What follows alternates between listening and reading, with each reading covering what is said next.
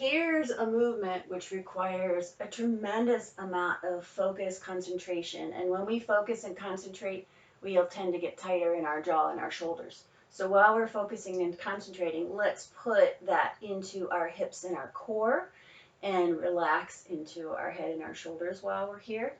But getting into a tuck, we'll be doing some rotations.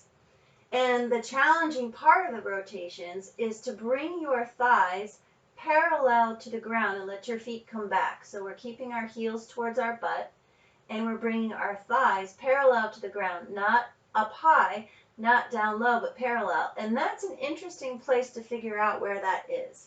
Maybe the knees are a little higher to the hips, maybe they're not exactly parallel. But connecting to that place and connecting to neutral spine, where in this position your hips will probably go back a little bit to counterbalance for your legs in front. Notice that when you bring your knees forward, that you'll be pushing way too much in your hands if you try to get a vertical spine. So let your hips naturally go back a little bit. You're still on the tops of your shoulders. You're still relaxing your neck. You still got the stability through your upper body even though it's relaxed. And a lot of fire and stability through your core. Inhale, go to one side as if there's a table or some sort of surface right here, and you're going to sweep that surface with your upper thighs. Exhale, inhale back to center, exhale.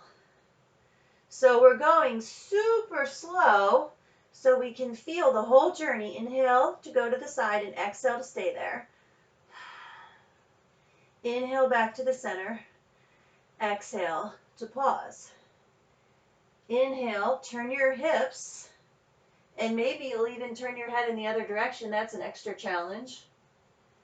Turn your hips back to the center, turn your head to the center. Relax your neck, relax your jaw, relax your tongue, relax your shoulders. One more time, and you can do this as many times as you like. I just thought I'd show you a few times. Back to center. Woo! Coming down like I always say, like a ninja, softly floating down with control. So we can be mindful and feel the journey and enjoy the present moment just as it is. Being fully alive and fully present. And I hope that you can have a day that's fully alive and fully present.